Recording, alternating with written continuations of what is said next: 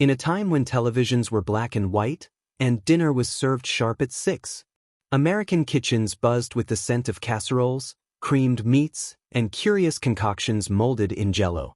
But behind the pastel aprons and picture-perfect smiles of 1950s housewives, there was a silent revolution happening, one recipe at a time. These weren't just meals, they were symbols of pride, survival, and a post-war promise of a better life.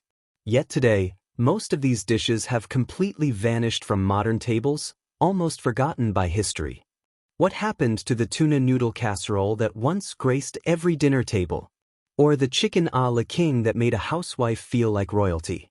Get ready to open the stained pages of a long-lost cookbook, because today, we're digging up 18 forgotten recipes that once defined the soul of the 1950s American home. Stick around till the end, you might just find a dish your grandmother once called her masterpiece. It wasn't glamorous. It wasn't exotic. But in the heart of 1950s America, it was everything. When post-war optimism filled the air and suburbs bloomed like spring flowers, American housewives were handed a new promise: efficiency in the kitchen. That promise came canned, boxed, and pre-sliced, and nothing represented that era better than the humble tuna noodle casserole. This dish was born in a time when the freezer was new, the pantry was patriotic, and the kitchen was the woman's kingdom. Housewives turned to recipes that were fast, filling, and frugal, and this one checked every box. It all started with 3 things: a can of tuna, a bag of egg noodles, and that mysterious miracle from a Campbell's soup can: cream of mushroom. Toss in some frozen peas, top it with crushed potato chips or breadcrumbs, and bake it until bubbly. Suddenly, you had a complete family meal in one dish. No mess, no fuss, and more time to keep up with the growing demands of domestic perfection. But tuna noodle casserole wasn't just about convenience. It was a reflection of the times. Wartime rationing had made women experts in stretching ingredients. Tuna was cheap, shelf-stable, and seen as a smart substitute for meat. Mushroom soup added creamy comfort, and oven-baked casseroles could feed a family of 5 with leftovers to spare. Magazines like Better Homes and Gardens hailed it as the modern homemaker's lifesaver, while church cookbooks in small towns passed down dozens of variations, each one more inventive than the last. It wasn't fancy, but it was real, and in a world rapidly changing, it gave a sense of control, care, and warmth. But today, you'll hardly find it outside old recipe boxes and vintage Pyrex ads. It's a taste from a time when food was love, and casseroles were currency in community potlucks. Before fast food chains ruled the roads, before microwave dinners promised convenience in 90 seconds, there was one dish that made American housewives feel like royalty without ever leaving their modest kitchen: chicken a la king. Elegant in name, but grounded in practicality, this creamy chicken dish became a 1950s darling, gracing Sunday dinner tables, bridal showers, and church cookbooks alike. But its roots go back even further, to upscale hotel menus of the early 1900s, where it was originally served over toast points or puff pastry to wealthy diners. So how did a high-society hotel dish end up in a middle-class home? Simple: the rise of canned goods and cooking shortcuts. Post-World War II America was booming. Women were managing busy homes, often without help, and cookbooks responded with simplified versions of classic dishes, like chicken a la king. Made with diced cooked chicken, often leftovers, bell peppers, mushrooms, and peas, all simmered in a rich cream sauce. It was the kind of meal that looked fancy but could be made from pantry staples. The sauce was thickened with roux or cream of mushroom soup, then poured over rice, toast, or flaky biscuits. But it wasn't just about flavor, it was about presentation. Housewives in the 1950s took pride in making home meals feel upscale. Serving chicken a la king in delicate ramekins or over golden puff pastry gave it that ladies' luncheon flair. Magazines praised it. Church potlucks embraced it. School cafeterias even adopted it. For a time, it became a symbol of American culinary aspiration, fine dining on a budget. But then, as trends shifted and tastes changed, this once regal dish faded into the background. Replaced by microwavable meals and takeout culture, chicken a la king quietly disappeared from the spotlight. Today, it's a forgotten classic, one that tells the story of a generation that wanted more, but made the most with what they had. It was the dinner that made some kids cry, and made some parents proud. But in the 1950s, liver and onions wasn't just a meal, it was a symbol of thrift, nutrition, and tough love on a plate. Back then, in middle-class American households, liver wasn't strange, it was standard. Doctors praised it as a superfood, packed with iron, vitamin A, and protein. Nutritionists called it brain food. And housewives? They cooked it with pride, believing they were doing right by their families. And the secret to making it palatable? Onions. Lots of onions. Sliced thin, browned in butter or bacon fat, and piled high on top of thin slices of calf or beef liver. Sometimes it was soaked in milk to soften the strong taste. Sometimes dredged in flour and lightly pan-fried until golden. Served with mashed potatoes or buttered peas, it was a full plate of nourishment and nostalgia. But liver and onions wasn't just about health. It was also about economy. Meat was expensive, especially for large families. Liver, by contrast, was cheap, available at every butcher shop, and considered a responsible choice during a time when waste was frowned upon and home economics was taught in school. In cookbooks of the time, it appeared regularly alongside helpful advice like, "Don't overcook it, just until the pink is gone," or "Serve with bacon to please the man of the house." To the 1950s housewife, it wasn't just a dish, it was a duty, a commitment to keeping her family strong. But over time, taste changed. Children who grew up with liver grew up to avoid it. And as processed foods and takeout culture took over, liver and onions slowly vanished from the dinner table, becoming one of the most polarizing dishes in American food history. Love it or hate it, liver and onions tells the story of a generation that chose health over hype and heart over flavor.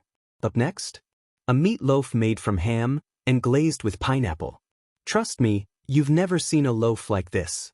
Subscribe now and rediscover the dishes that once defined a nation, one bite at a time. When the 1950s dinner table needed to feel a little fancy, but the budget said otherwise, there was one dish that could save the day. Ham loaf with pineapple glaze.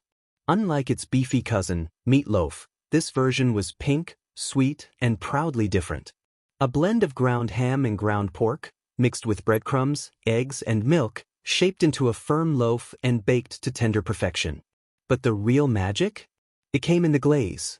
Brown sugar, vinegar, pineapple juice, and sometimes even mustard. This sticky sweet mixture was brushed on top and baked until caramelized, giving the ham loaf a shiny golden crown and a punch of sweet savory flavor. It was bold. It was bright. And it was a staple at potlucks, Sunday dinners, and holiday luncheons across suburban America. Why ham loaf? Simple. In the 1950s, nothing was wasted. Leftover ham scraps from Easter or Sunday roasts were ground and reused. Ground pork was cheap and plentiful. And combining them into a loaf was not just economical, it was inventive. This dish offered the illusion of something elegant, perfectly shaped, neatly sliced, and finished with that glistening pineapple glaze. Housewives could serve it with pride, knowing it was both affordable and impressive. Cookbooks of the era called it a hostess favorite and perfect for pleasing picky eaters.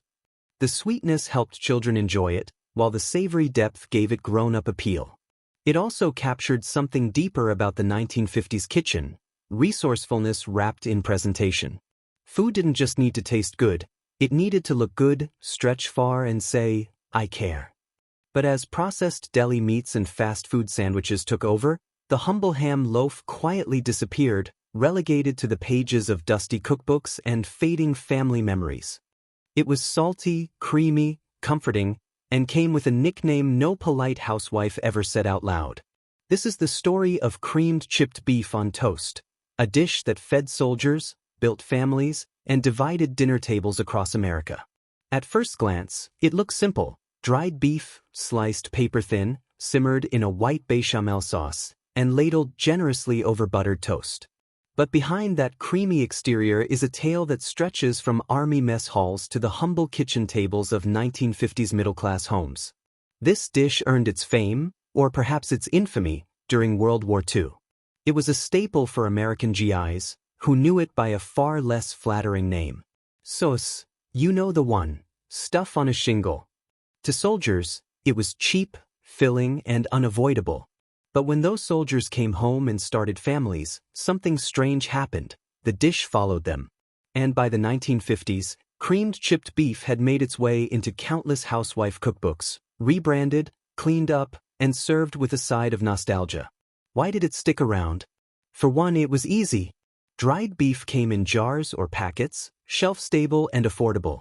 The sauce was made from butter, flour, and milk, a bechamel, simple but satisfying. And served over toast, it became a quick lunch, a weeknight dinner, or even a hearty breakfast. To some, it tasted like home. To others, it tasted like the barracks. But no one forgot it. Magazines of the time called it a frugal delight. Veterans called it a reminder of hard times. And children? Well, many weren't so thrilled. Still, it endured. Because creamed chipped beef wasn't just a dish. It was a symbol of survival, sacrifice, and simplicity. Today, it's nearly vanished. Found only in retro diners or the pages of vintage cookbooks, it's rarely made, yet instantly recognized by anyone who lived through that era. It shimmered. It jiggled. And in the 1950s, it was called a salad. Welcome to the strange, colorful world of Jell-O salad with cottage cheese, a dish that once defined the height of middle-class creativity. At a time when housewives aimed to impress dinner guests without breaking the bank, gelatin became a canvas. And this dish? It was the masterpiece. Bright lime or orange Jell-O, blended with canned pineapple, crushed nuts, and a generous scoop of creamy cottage cheese. Some versions added celery or shredded carrots for crunch. Others swirled in whipped topping or mayonnaise. Yes, mayonnaise. Sounds strange? To us. But in the 1950s, it was also fashionable. Cookbooks praised it as the modern salad, elegant, tidy, and perfect for luncheons. It was sweet and savory, cold and creamy, nutritious, thanks to the cheese, and most importantly, beautifully moldable. That's right. Housewives poured it into decorative molds, then proudly unmolded it onto lettuce leaves, often garnished with maraschino cherries or pimento strips. It wasn't just food, it was edible decor. But this dish also tells a deeper story, one of post-war abundance. Processed foods were booming. Brands like Kraft and Jell-O dominated kitchens. Convenience was in, and dishes like this showcased modernity. Yet over time, taste changed. Fresh salads replaced gelatin ones. Cottage cheese fell out of fashion. And the once beloved Jell-O salad quietly slid off the American table. Today, it lives on only in faded recipe cards and the memories of family potlucks past. It began in the lavish dining halls of 19th century Russia, but by the 1950s, it had been transformed into a creamy skillet classic in American kitchens everywhere. This is the story of beef stroganoff, but not the original. This is the Americanized version, the one that filled casserole dishes, fed busy families, and became a weeknight favorite during the golden age of convenience. Traditionally, beef stroganoff was a dish of sautéed beef, finished with sour cream and mustard, often served with potatoes. But when it crossed the Atlantic and landed in post-war America, it got a full makeover. The 1950s version? Ground beef or thin strips of sirloin, cooked with mushrooms and onions, then smothered in a rich sauce made from cream of mushroom soup and a dollop of sour cream. Served over egg noodles, it was hearty, creamy, and fast, everything a housewife of the era needed. And make no mistake, this dish screamed modern convenience. No need for fancy cuts of meat. No need for complicated sauces. Canned soup and boxed noodles did the heavy lifting, turning what was once aristocratic into accessible comfort food. It appeared in nearly every major mid-century cookbook. Betty Crocker. Good Housekeeping. Even school lunch menus. It was simple, satisfying, and just exotic enough to feel special, without scaring anyone. But as with many mid-century meals, beef stroganoff slowly faded out of fashion, replaced by flashier fads and low-fat trends. Today, the American version is rarely seen, yet one bite brings back the warmth of a simpler time. Despite the name, there's not a single porcupine involved. But in 1950s America, porcupine meatballs became a quirky kitchen staple that every housewife seemed to know by heart. Born out of Depression-era resourcefulness but made famous during the post-war boom, these meatballs were a clever twist on tradition. The secret? Uncooked white rice mixed into the meat. As the meatballs simmered in tomato sauce, the rice would puff and poke out, giving them a spiky, porcupine look. Ground beef was the base, affordable and familiar. Rice helped stretch the meal farther. Eggs and breadcrumbs held it together. And the sauce? Often a mix of canned tomato soup or crushed tomatoes, seasoned just enough to bring it all to life. To a 1950s housewife, porcupine meatballs were practical magic. You didn't need fancy ingredients. You didn't need hours. But you ended up with a warm, hearty, filling meal that could feed a growing family with ease. It showed up in Betty Crocker books, local community cookbooks, and even in school cafeterias. Kids loved it. Moms loved it more. And like many dishes of that time, it wasn't just about taste. It was about comfort, creativity, and survival with dignity. Today, porcupine meatballs are rarely seen, their odd name making them seem like a joke. But back then, they were a lifesaver. A symbol of smart homemaking and flavor on a budget. Coming up next? A creamy chicken casserole topped with crushed potato chips, pure 1950s gold. It came in a tiny tin can, wrapped in bright red paper, and packed a surprisingly bold punch. This is the story of deviled ham sandwich spread, a spicy, creamy, and utterly unforgettable part of mid-century American lunch culture. Deviled ham wasn't a new idea. It actually dates back to the 1860s, when the Underwood Company, yes, the one with the little red devil logo, first popularized the concept. But by the 1950s, deviled ham had become a pantry essential in middle-class American homes. So what was it? Minced ham, blended with mustard, vinegar, salt, pepper, and often a dash of cayenne or hot sauce. Sometimes housewives would mix in mayo, pickle relish, or even chopped hard-boiled eggs, creating a creamy, zesty spread perfect for sandwiches or crackers.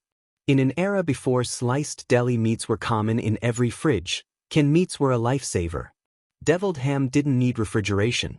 It was cheap, shelf-stable, and ready to eat. Just pop the top and spread. And unlike plain ham, this stuff had attitude. The deviled, in the name, meant it was spiced up, given a little heat, a rebellious twist in an otherwise mild culinary era. It showed up in lunchboxes, bridge club gatherings, and after-school snacks. Some loved it. Others hated it. But no one forgot it. To the 1950s housewife, deviled ham was convenience with a kick, a way to serve something quick that still had flavor and flair. Today, it's all but vanished from modern kitchens. But that little red devil? He once ruled the lunch table. In the 1950s, housewives were expected to do it all, cook from scratch, keep a spotless home, and still greet their husbands with a smile. But some found clever shortcuts. And none was smarter or tastier than the invention of cabbage roll casserole. Inspired by traditional Eastern European stuffed cabbage rolls, where tender cabbage leaves are filled with seasoned meat and rice, then rolled and baked in tomato sauce, this casserole skipped the fuss without sacrificing the flavor. Instead of rolling each leaf by hand, busy moms of the 50s chopped cabbage, layered it with ground beef, rice, onions, and a rich tomato sauce, then baked it all together in one hearty, bubbling dish. It was a working woman's twist on a grandmother's classic, faster, easier, but still deeply satisfying. Cookbooks praised it for being budget-friendly and freezer-ready. Magazines called it a smart spin on Sunday supper. And to families gathered around the Formica kitchen table, it was just pure comfort. The cabbage turned tender, the flavors blended perfectly, and the top crisped up just enough to give every bite a little contrast. Served with a side of bread or buttered noodles, it became a complete meal that could feed a hungry crowd on a tight budget. This dish wasn't just practical, it was a quiet revolution. A reminder that 1950s women weren't just cooking, they were adapting, innovating, and keeping tradition alive in modern form. Today, cabbage roll casserole is a hidden gem, overshadowed by flashier casseroles, but still treasured in homes that remember its warmth. It came from a can, but it was served like a delicacy. In the kitchens of 1950s America, salmon patties with cream sauce turned pantry staples into something that felt almost luxurious. At a time when fresh fish was expensive and hard to come by, especially inland, canned salmon became the go-to protein for middle-class housewives. It was affordable, shelf-stable, and packed with nutrients. And with a little kitchen magic, it transformed into golden, crispy salmon patties. The recipe was simple but clever: flaked canned salmon, mixed with breadcrumbs, eggs, onions, and a touch of lemon juice or parsley. The patties were then fried until golden brown on the outside and tender on the inside. But the real elegance came from the cream sauce, a smooth white sauce, often made with butter, flour, and milk, sometimes with a splash of lemon or dill for brightness. Poured gently over the patties, it elevated the dish from basic to beautiful. Served with peas or mashed potatoes, this meal gave the illusion of fine dining, even when money was tight. For 1950s families, it wasn't just about saving, it was about making the most of what you had. And dishes like this showed how far a few humble ingredients could go with a little creativity and care. Salmon patties were a weekly ritual in many homes, especially during Lent or lean months. They filled plates, warmed hearts, and proved that elegance didn't require extravagance. Today, they've nearly vanished from modern tables. But for those who remember them, they were a symbol of smart cooking and subtle pride. It wasn't just food, it was a weekly tradition, a family ritual, and the smell of home. In 1950s America, meatloaf with ketchup glaze was more than a meal. It was a symbol of stability in a world rapidly changing. This dish took shape during the Great Depression, but it rose to iconic status in the post-war years. Ground beef was affordable, flexible, and filling. Housewives mixed it with breadcrumbs, eggs, onions, milk, and seasonings, stretching it to feed an entire family. But the true magic? That sweet and tangy ketchup glaze. Spread generously over the top before baking, it caramelized in the oven, forming a glossy, flavorful crown that kids and parents alike would fight over. Meatloaf became a staple in nearly every 1950s cookbook, a reliable, no-fuss centerpiece for weeknight dinners and Sunday suppers. It was easy to prep ahead, budget-friendly, and customizable with whatever was on hand: leftover veggies, oats, even soup mix. In many homes, this dish wasn't written down, it was passed on. From mother to daughter, one meatloaf recipe at a time. Every version slightly different, every bite tasting like someone's childhood. Paired with mashed potatoes and green beans, meatloaf brought families together at the dinner table. No distractions, just conversation and comfort. Though it's faded from modern menus, one slice of that glazed top brings everything back.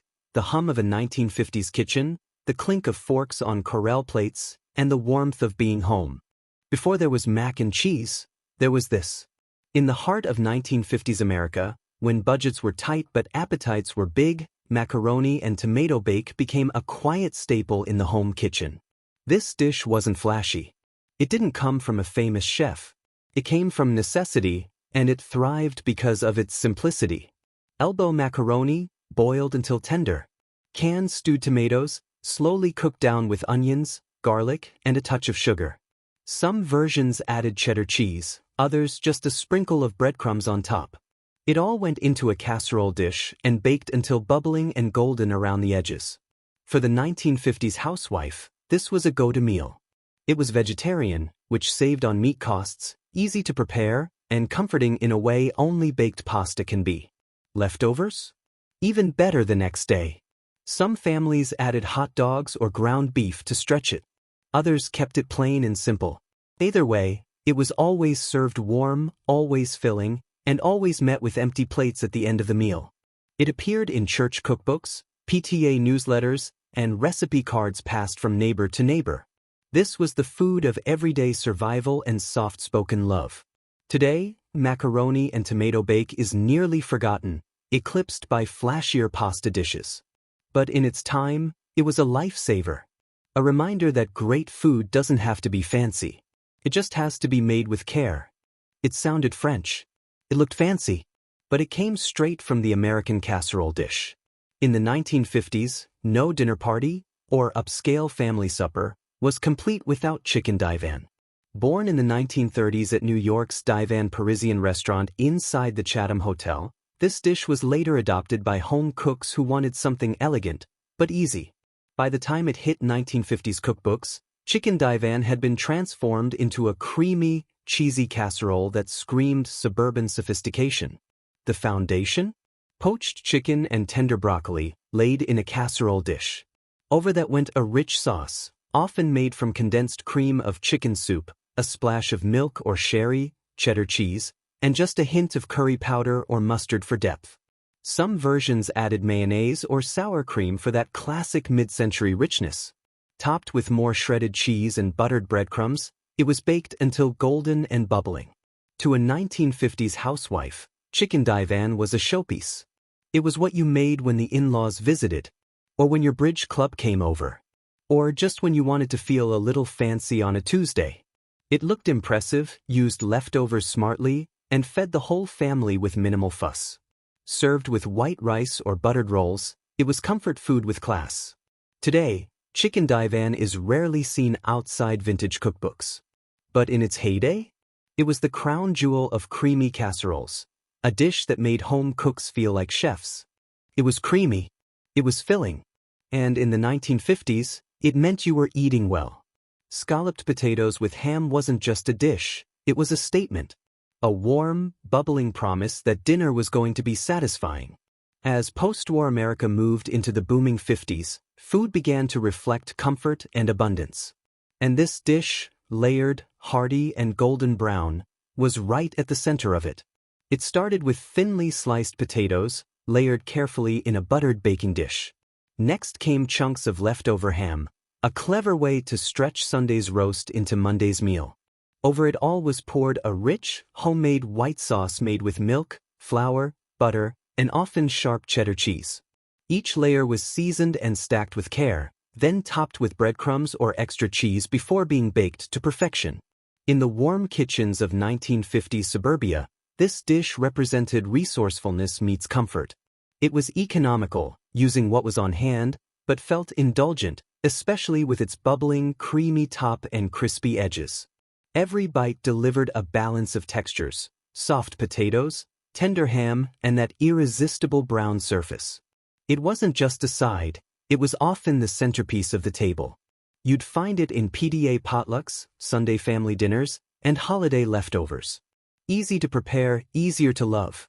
And while it may have faded from modern menus, one taste brings it all back: the warmth, the fullness, the flavor of simpler times. You either loved it, or never wanted to see it again. In the bright kitchens of 1950s America, tuna fish salad mold was the dish that turned heads and raised eyebrows. This was the era of gelatin everything. If it could be molded, it could be served. And tuna? Well, it was no exception. Tuna molds were part salad, part science experiment. Housewives combined canned tuna, chopped celery, sweet relish, mayonnaise, and hard-boiled eggs. Then came the twist: lemon or lime-flavored gelatin, often mixed with a bit of unflavored gelatin to tone it down. Some recipes even added olives, pimentos, or cottage cheese for flair. The mixture was poured into a ring mold or fish-shaped pan and chilled until firm. Before serving, it was turned out onto a platter of lettuce and garnished with parsley, radish roses, or sliced cucumbers. Because in the 1950s, presentation was everything, and molded dishes were the height of culinary fashion. Tuna fish salad mold wasn't just food, it was art for the hostess looking to impress. It was served at bridal showers, luncheons, and church gatherings. Cool, savory, and jiggling with pride. To modern eyes, it might seem unusual. But back then, it was bold, creative, and proudly displayed next to ham loaves and Jell-O salads. And let's not forget, it was budget-friendly, make ahead, and no cook. For busy housewives, that made it a win. Today, tuna fish salad mold is mostly a memory. But it stands as proof that the 1950s were a fearless time in American home cooking. It was born in a test kitchen, but it ended up on nearly every American table. Few dishes from the 1950s became as iconic, or as universally beloved, as the green bean casserole. Created in 1955 by Dorcas Riley at the Campbell's Soup Company, the goal was simple: make something easy, affordable, and made from ingredients already in every home kitchen. What she ended up with was culinary history. Just 6 ingredients: canned green beans, cream of mushroom soup, milk, soy sauce, black pepper, and the real star, crispy fried onions. Stirred together, poured into a casserole dish, and topped with more onions before baking. It was creamy, crunchy, savory, and satisfying. Even kids who turned up their noses at vegetables would eat this. What made it so special? It was the perfect blend of convenience and comfort. No chopping, no sautéing, just open, mix, bake. And yet it tasted like something much more lovingly prepared. By the late 1950s, it wasn't just a weeknight side. It became a must-have at Thanksgiving, Christmas, and potlucks all across America. Families came to expect it on the table year after year. Its popularity wasn't just about flavor. It was about ritual, about togetherness. That one dish everyone recognized, that felt like home no matter where you were. Today, green bean casserole remains one of the few 1950s dishes still going strong. A rare survivor of the processed food era that people genuinely still love. No fancy frosting. No boxed mix. Just an apple, a pinch of sugar, and a mother's quiet love. In the kitchens of 1950s America, baked apples with raisins and cinnamon were the perfect dessert, humble, wholesome, and heartwarming. This wasn't a showstopper. It didn't need to be. It was about simple ingredients used wisely: crisp apples, cored and filled with a mixture of plump raisins, brown sugar, butter, and cinnamon. Sometimes a few chopped nuts or a splash of orange juice made it extra special. Placed in a baking dish with a bit of water, they were roasted until soft and fragrant. The kitchen filled with the scent of warm spice and caramelizing fruit, a smell that meant the day was winding down, and all was well. This dessert reflected the spirit of the era: modest, resourceful, and made with care. It was what you served after meatloaf or tuna casserole. It was what grandmothers made when they had leftover apples. And for many kids, it was the first taste of dessert that felt like home. Served warm with a little cream or evaporated milk poured over, it didn't just satisfy a sweet tooth, it wrapped you in comfort. Today, in a world of overcomplicated sweets, the baked apple remains a quiet reminder: simple food can still stir the deepest memories. And that, dear friends, was the final bite in our journey through 18 forgotten recipes of mid-century America. If you felt even a flicker of nostalgia, curiosity, or warmth, subscribe now. Because more forgotten flavors are waiting, and we're just getting started.